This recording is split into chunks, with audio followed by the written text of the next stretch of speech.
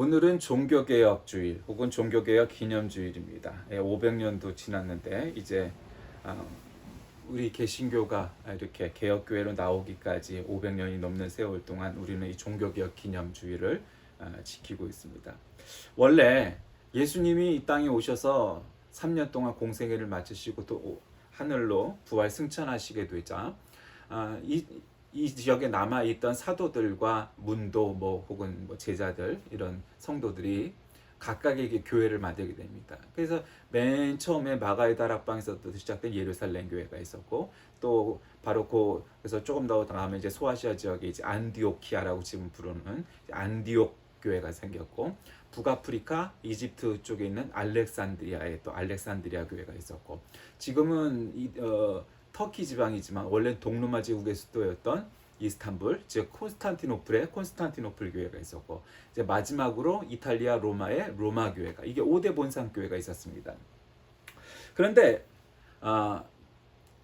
예루살렘은 유대교 때문에 안디옥은 이제 이슬람교 때문에 명맥이 없다시피 하고 이제 어떤 역사적 존재로 남아있지 어떤 실세를 보이지 못하지만 알렉산드리아 교회는 지금도 이집트에 굉장히 오래된 소수교회, 고립되어 있었던 교회인 콥트 교회라는 게 이제 기독교의 일파인데 굉장히 지금의 우리와는 조금 다른 약간 양상을 보이지만 어쨌든 콥트 기독교라는 형태로 남아 있고 이제 콘스탄티노플의 동로마 교회는 지금도 이제 그리스 동방정교회, 히랍 정교회 혹은 러시아 정교회 그다음에 이제 정교회는 이제 이제 어느 정도 커지면 그 나라마다 예를 들면 루마니아 정교회, 조지아 정교회 이런 식으로 총대주교가 있어요. 그러니까 나라마다 달라요. 나라마다 총대주교가 있는 게 아니고 한마디로 교황이 있는 게 아니고 이제 좀 어느 정도 교세가 커진 나라들만 총대주교가 있고 그러지 않은 나라들은 러시아나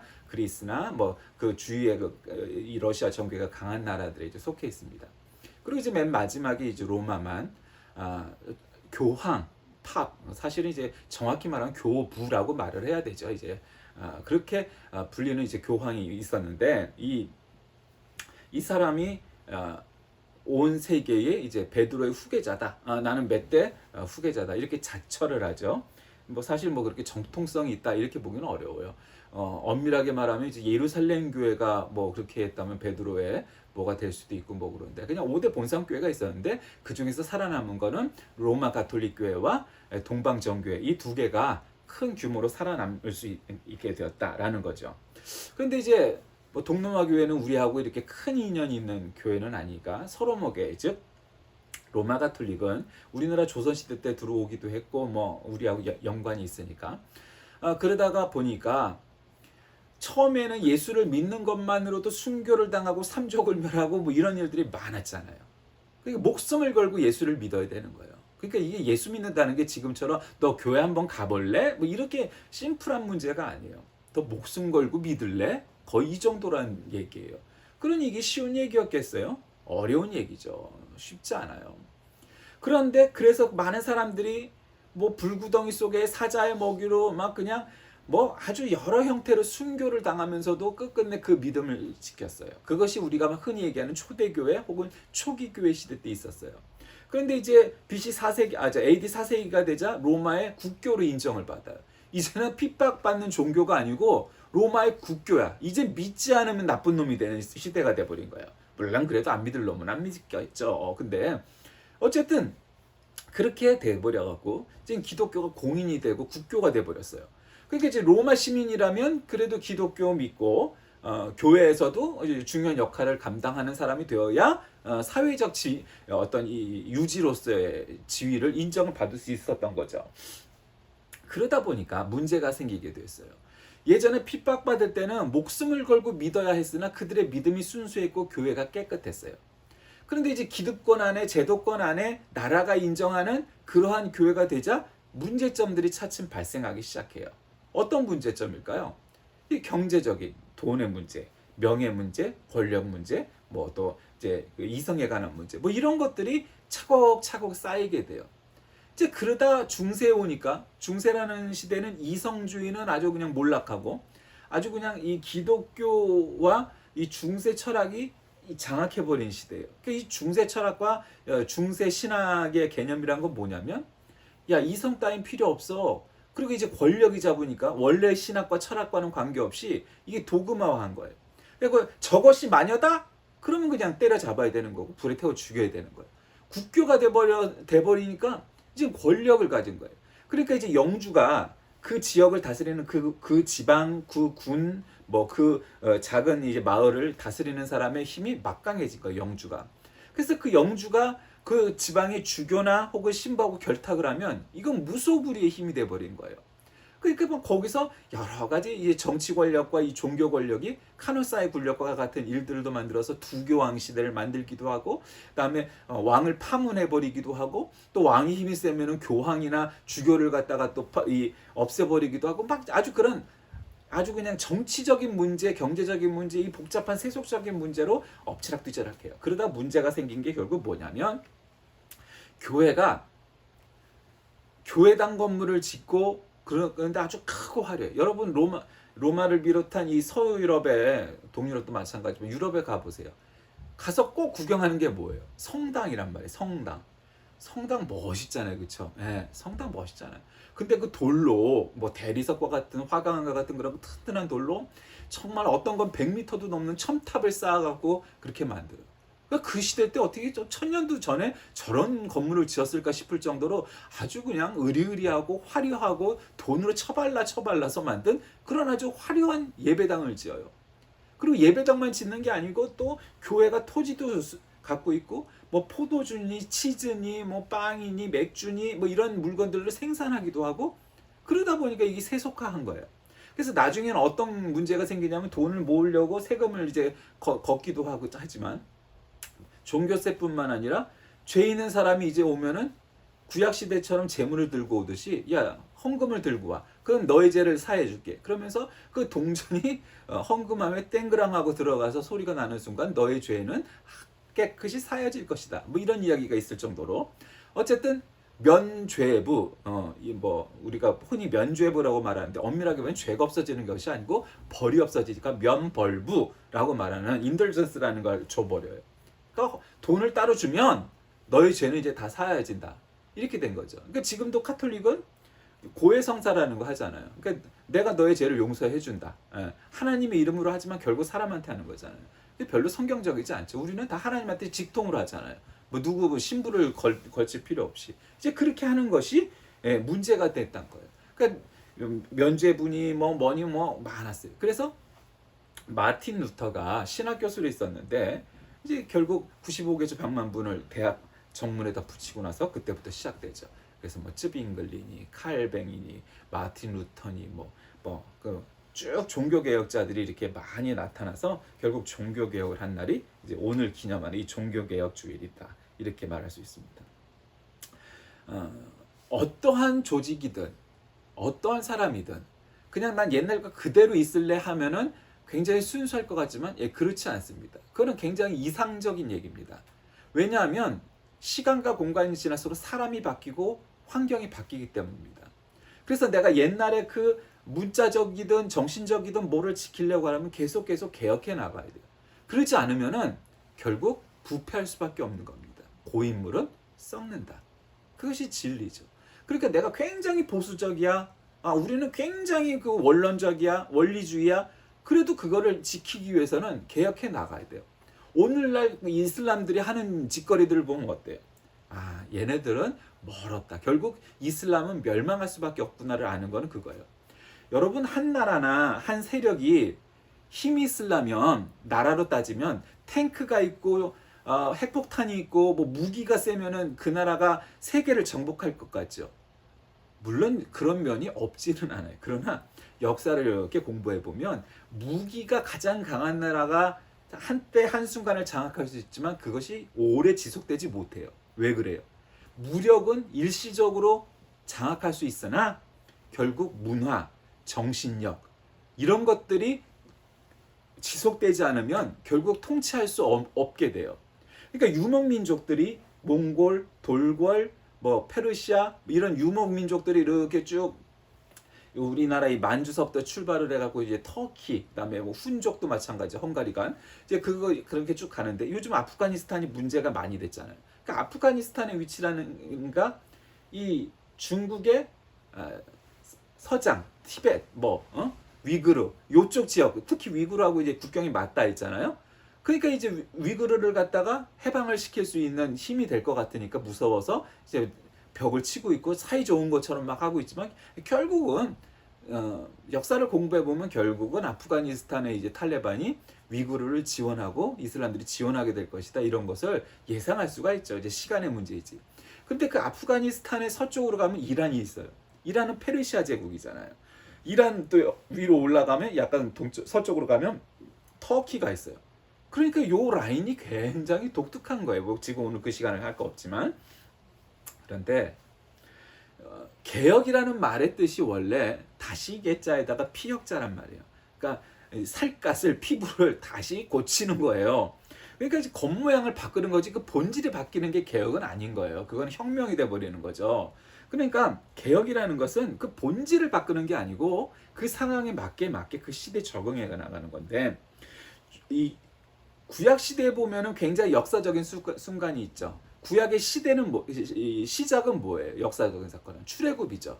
물론 이제 그 전에도 족장의 시대가 있었고 뭐 이렇지만 결국은 이제 이 요셉이 애굽으로 내려갔다가 다시 모세에 의해서 가나안, 이 지금의 팔레스틴으로 들어오면서 구약의 본격적인 시대가 돼요. 그러면서 이제 그 전에 구전으로 내려왔던 이제 성경들도 다 이제 필사를 하기 시작을 하죠.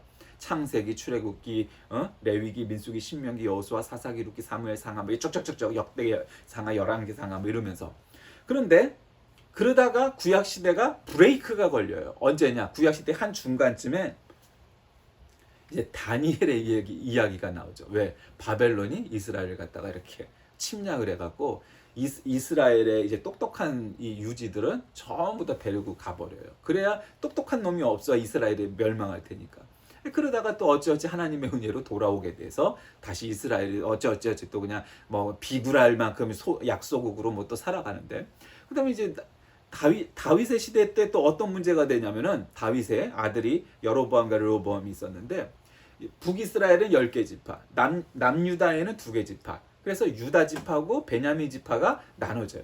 그러니까 우리가 생각할 때 10지파가 간 이스라엘이 강할 것 같잖아요. 왜냐하면 남유다는 베냐민하고 유다하고 2지파밖에 없으니까. 그런데 북이스라엘이 먼저 멸망해요. 걔네는 수도가 사마리아였단 말이에요. 우리가 사마리아 우물가에서 뭐 이런 노래도 있잖아요. 그럼 사마리아가 어떤 지역이에요? 유대인과 이방인하고 막 결혼을 해. 혼혈을 해. 국제 결혼을 해, 요즘 말로 말하면. 근데 이제 문제는 국제 결혼 자체가 잘못된 게 아니라 이스라엘은 혈통적으로 그렇게 강한 나라가 아니에요. 혈통이 문제가 아니라 엄마가 유대인이면 아들도 딸도 유대인이 되는 나라니까. 근데 문제는 종교적으로도 혼합주의를 해버려. 그래서 예루살렘을 가지 않고 그냥 사마리아에서 그냥 예배드리고 기도하고 뭐 이런단 말이에요. 종교 혼합주의를 해. 그러니까 강한 것 같았던 10지파의 북이스라엘이 먼저 멸망을 하는데 먼저 멸망을 하게 되고 나중에 남유다가 또 멸망을 하게 돼요. 그러니까 이제 나라가 없어지게 된 거죠. 근데 이 남유다가 이제 위에는 아수르, 북이스라엘은 아수르에게, 남유다는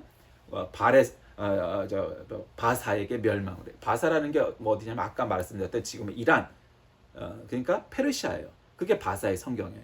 그렇게 바사 왕 고레스는 역사에서도 굉장히 아주 위대했던 왕인데 나중에 또 이 바사 왕이 풀어주게 돼요. 하나님이 그 마음을 움직이셔서 야, 그 조그만 하나 나라니까 그가 뭐 나가봐야 우리한테 무슨 위험이 되겠냐? 그렇게 정치적인 역사적인 흐름들이 이렇게 이어지면서 다시 이 사람들이 돌아오게 되면서 그 우리가 빈손으로 가지 않고 나라가 꼴이 되려면은 옛날 우리 다윗 왕 때 만들었던 왕국의 그 성벽도 짓고 성전도 재건하게 해주세요. 이렇게 하니까 그럼 그래 그것도 이렇게 하고 에스라 느헤미야 시대가 바로 그 시대입니다. 이 에스라 느헤미야가 이 다시 바사, 즉 페르시아에서 귀환해서 성벽을 재건하고 성전을 재건하는 이제 그러한 일들을 맡았던 사람들이 바로 에스라입니다. 이 에스라는 한마디로 성직자죠. 지금으로 말하면. 그 시대 때 얘기하면은 뭐 레위 지파라고 말할 수 있는 거예요. 한마디로 목사 역할을 감당했던 사람이죠.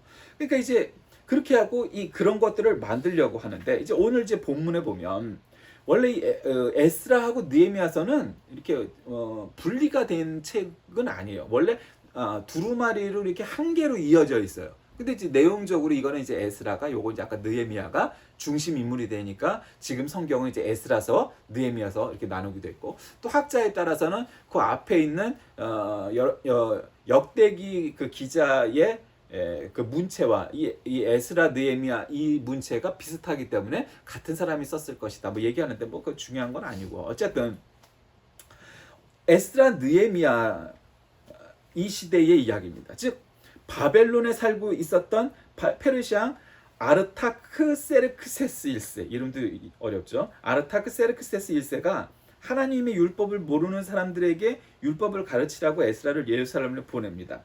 많은 포로된 유대인들과 함께 예루살렘에 들어갔는데, 에스라가 그곳에 가봐서는, 야, 그래도 우리들의 본향인 예루살렘에 오면 막 영적으로 막 종교적으로 굉장히 풍성할 줄 알았더니 이게 그게 아니야.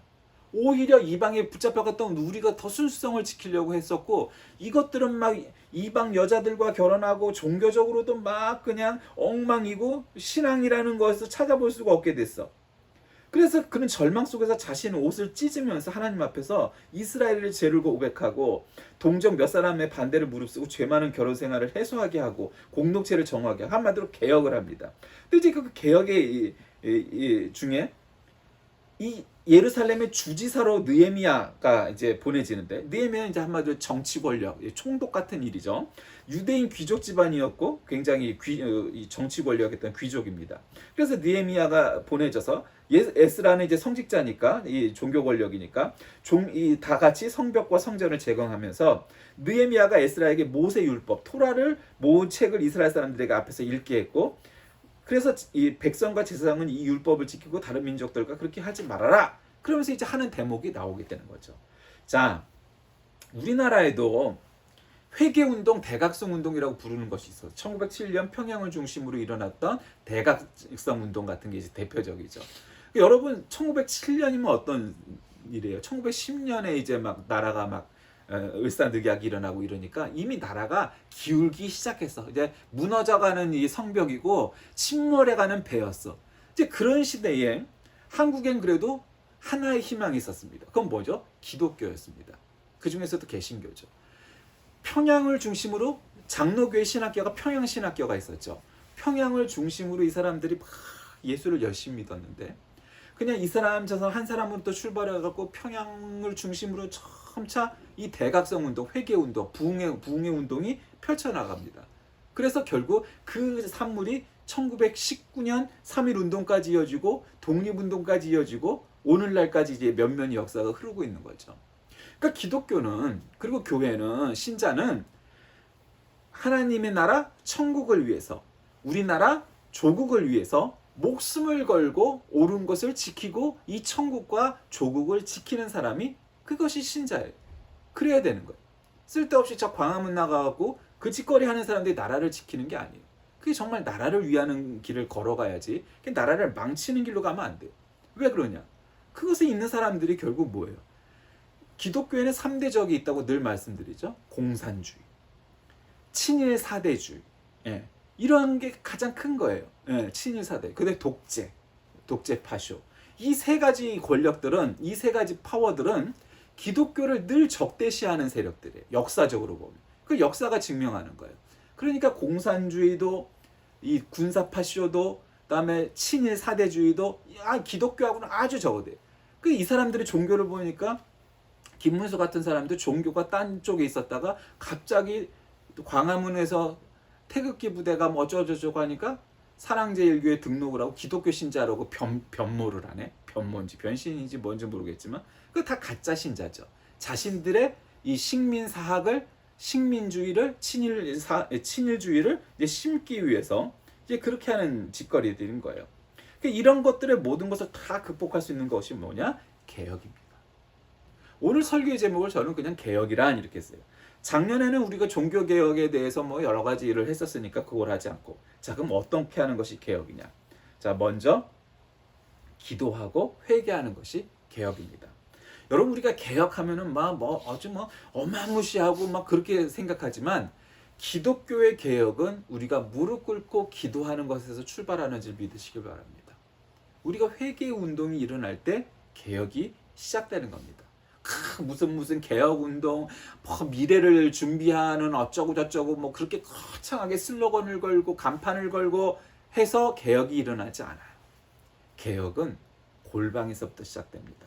한 사람으로부터. 이게 보수주의의 한마디로 근본입니다. 보수주의란 건 뭐냐면 이런 거예요.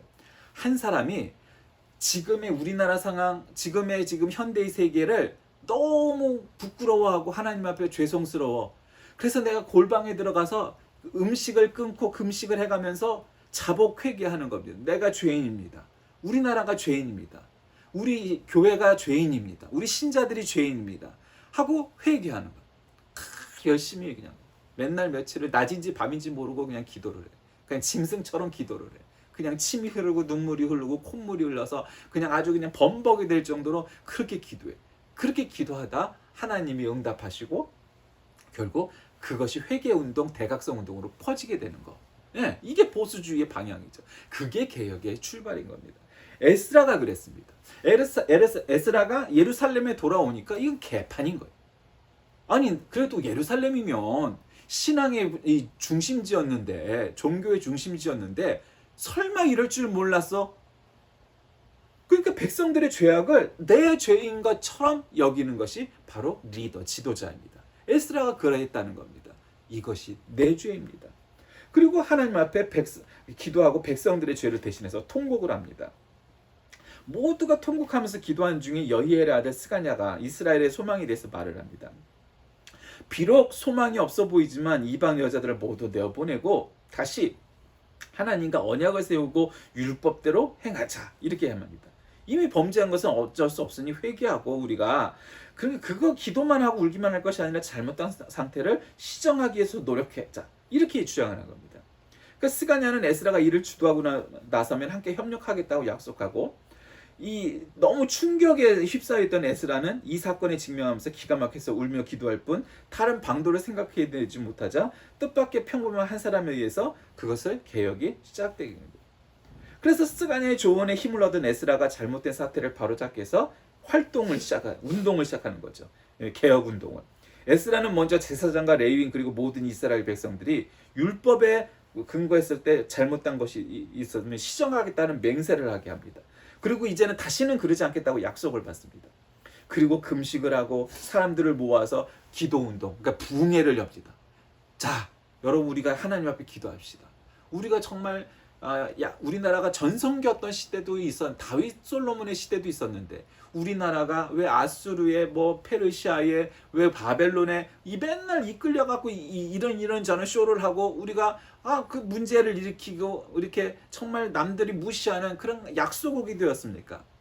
우리가 하나님의 약속을 저버렸기 때문입니다. 우리가 잘못된 길을 걸었기 때문입니다. 그러니 우리가 다시 우리 하나님 앞에 회개하고 기도합시다. 그렇게 회집을 합니다. 그리고 이제 개혁을 선포하죠. 왜 이방 여자들과 결혼하고 종교적으로도 잘 못하고 율법도 지키지 않고 다른 이방 민족과 별 다를 바 없이 살고 있는 이스라엘을 다시금 회복해 합니다. 성벽을 재건하고 성전을 재고, 자, 안식일이 되면은 모두 성전에 나와서 우리가 예배를 드립시다. 그렇게 만들고, 족장들 몇 개 일을 명단해서 사람들이 몇 명이 있고 이방년이 낳은 자식이 몇 명이고 이런 것도 개혁을 디테일하게 이렇게 잡아가면서 개혁을 하기 시작을 합니다. 여러분, 개혁은 그 시작은 골방 한 사람의 회개로부터 시작될 수 있습니다. 어쩌면 그렇게 되는 것이 마땅하고 옳은 일입니다. 그런데 개혁은 그렇게 해서 끝나는 게 아닙니다. 여러분, 어찌 보면 얼마나 많은 사람들이 보이지 않는 곳에서 골방에서 열심히 기도를 하겠습니까? 많이 하죠. 특히 한국 신자들이. 근데 그것이 개혁으로까지 성공하고 확대되지 못하는 까닭이 무엇입니까? 이렇게 에스라처럼, 느헤미야처럼, 또 스가냐처럼 이런 사람들과 협력하여서 그 개혁을 위하여서 헌신을 하고 디테일하게 아주 세밀하게 조사하고 계획하고 플랜을 짜고 프로그래밍을 하고 해서 개혁을 이뤄나가지 못하기 때문입니다. 그러니까 개혁의 완성을 못하는 거예요.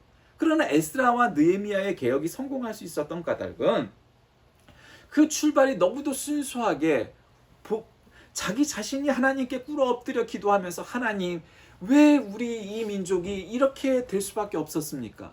하나님께서 우리 모세에게, 우리 조상 모세에게, 우리 조상 아브라함에게, 우리 조상 다윗에게 했던 그 약속들이 우리에게는 지금도 있는데 우리는 그 약속을 저버리고 하나님을 버리고 이방 민족과 결혼을 하고 또 종교도 버리고 율법도 지키지 않고 이방인들과 똑같은 모습으로 우리는 여태까지 살아왔습니다. 이렇게 회개해서 에스라가 돌아서자 그 진정한 회개가 100사람의 마음과 100사람을 움직이게 합니다. 그래서 결국 의인 한 명이 이 이스라엘 전체를 갖다가 회복하고 개혁하는 그런 일을 할 수 있게 만들게 된 것입니다. 여러분, 내년에 우리가 대통령 선거가 있는데 뭐 여러 사람 나오죠. 누가 정말 이 나라를 개혁할 수 있는 인물입니까? 1번이냐 2번이냐 잘 생각해 보세요. 그리고 공부해 보세요. 지금 그게 중요한 게 아니라 어느 나라나 국가나 교회가 개혁하지 않는 이상은 안 됩니다. 여러분, 심지어는 개혁의 대상이었던 오브젝트였던 로마 가톨릭도 그렇게 저렇게 개혁했어요. 물론 여러 가지도 아직도 비성경적이고 비신학적인 요소가 너무도 많지만, 그래서 제2차 바티칸 공회를 통해서 굉장히 개혁을 많이 했어요. 그게 벌써 그게 언제적 얘기야. 오래됐어요. 지금 로마 가톨릭이 우리 개신교랑 공동 번역 성서라는 걸 만든 적이 있어요. 90년대인가? 80년대 같은데. 그때 최근까지도 공동 번역 성서를 쓰는 줄 알았더니 또 몇 년 전에 자기들만의 또 새로운 이 현대어로 만든 성경을 발간했어요. 근데 우리는 개혁판 성경만 쓰다가 개혁 개정을 이제 겨우 바꿨는데, 그 전에 표준세 번역이니 뭐 정말 표준세 번역, 정말 성경적인 번역이 아주 잘된 번역이에요. 대한민국에서 제일 잘 된 성경 번역이 뭐냐? 표준세 번역이에요. 근데 못 써요. 왜? 너무 현대어라서 은혜스럽지가 않다는 거야. 좀 옛날 고어투의 말투로 보라 뭐 어쩌고 뭐 이러면서 고어투로 말해야 거룩해 보인다는 거예요. 얼마나 웃겨요. 카톨릭이 그렇게 개혁을 나름 했어요. 나름 너무 부분적이지만 그렇게 해서 결국 지금 그 성경책을 보면요, 현대어로 다 되어 있어요. 그러니까 성경을 읽는데, 그러니까 성경이라는 거, 책이라는 건 중학생이 읽어도 어지간히 다 소화가 되고 이해가 되게 만드는 것이 좋은 번역인 거예요. 좋은 글인 거예요. 그런데 지금 우리 개신교회의 성경 개혁 개정판은 아직도 멀었어요. 최소한 표준세 번역, 그 표준세 번역도 이미 한 30년 다 돼가는 것 같은데, 그거보다 더 앞선 현대어로 발간을 해야 돼, 성경을. 성경뿐만 아니라 모든 제도와 모든 걸 혁신하고 개혁해 나가야 돼요. 우리가 50년 전에는 어땠었는데 30년 전에는 어땠었는데 그게 지금 무슨 의미가 있냐. 지금 개혁하지 않으면 안 되는 거예요. 옛날엔 이랬었는데 의미 없는 거예요. 지금 개혁하고 있습니까? 개 스스로를 개혁하지 않으면 우리는 30년 전, 50년 전, 100년 전, 심지어는 몇천 년 전을 머무는 그러한 무언가를 붙잡고 있는 겁니다. 그런 사람들 세상에 많아요. 아직도 칼빈 시대에 살고, 아직도 웨슬리 시대에 살고, 아직도 모세 시대에 살고. 칼빈은 좀 낫다. 모세 시대에 사는 사람들이 있어요. 예수님 시대 2000년 전에 사는 사람도 있어요. 아니에요. 우리 지금 21세기 살아가요. 그럼 21세기에 맞게 이 본질은 바뀌지 않으면서 껍데기를 자꾸 바꾸어 나가야 되는 거예요. 그게 개혁인 거예요. 에스라 느헤미야는 그 순수성이 너무 좋았어요. 에스라가 골방에서 기도해가면서 이것이 나의 죄입니다. 회개를 하자. 그 진실된 기도가 하나님을 움직이고 사람들을 움직이고 성벽을 재건하고 성전을 건축하고 하는 일들로까지 바뀌게 된 거예요. 그러니까 결국 그것이 에스라 느헤미야 이 개혁의 성공이 된 거예요. 물론 이제 그것도 영원하지 못했지만 그걸 잘 후계를 갖다 넘겨줘서 계속 그런 개혁과 정화 운동이 일어났어야 되는데, 뭐 그것도 이제 어느 시점에 되면은 그것도 끝나버리게 되었지만 어쨌든 에스라 느헤미야는 그렇게 된 거죠.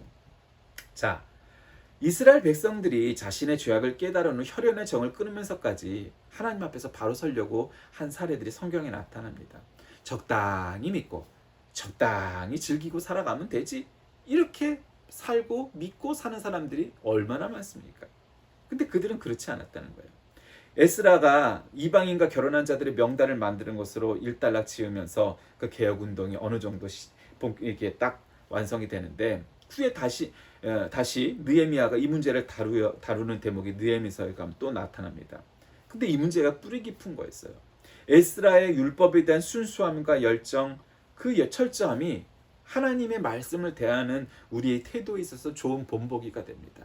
다시 말하면 그리스도의 교회를 신학적으로 말하면 환원주의라고 얘기해요. 그건 뭐냐면 성경으로 돌아가야 된다. 성경으로 환원해야 된다. 그게 중요한 겁니다. 우리 개신교의 가장 큰 스탠다드 표준은 성경입니다. 성경에 있는 것만 하고 성경에 없는 건 안 하는 거예요. 그게 가장 기본이에요.